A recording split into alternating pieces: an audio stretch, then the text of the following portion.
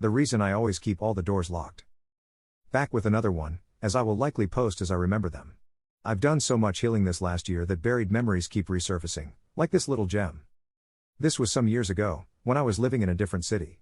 I hadn't really been on my own all that long, and my housing situation fell apart at the last minute, so I had to scramble to figure it out.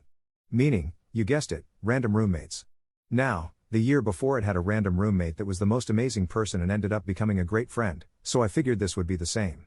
It was not, but that's actually not the focus of this story. Enter the roommates, Ben, who I did actually know a bit from the previous year and was becoming friends with, Tom, and Mike. Now this was the very first couple days after move-in and we'd all hung out to get to know each other better, but Tom and Mike hadn't fully moved in yet.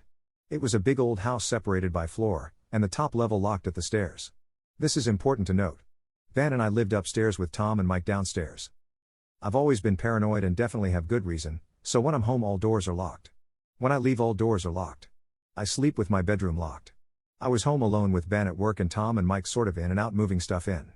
I'll note here that both had a lot of expensive stuff, like in the 5-figure range. Well, I was watching something on my laptop in my room, bedroom locked and both entrances to my part of the house locked.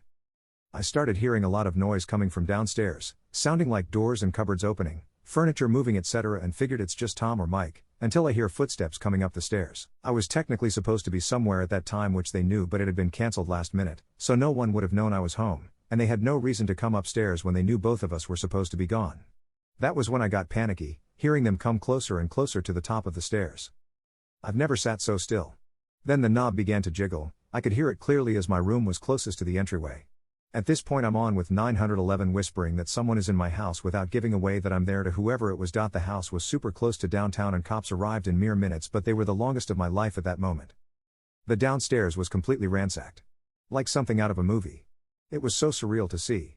They'd taken over $20,000 in electronics, honestly don't remember the exact amount, just about that I think, broken furniture and plates and stuff, even ripped through the mattresses.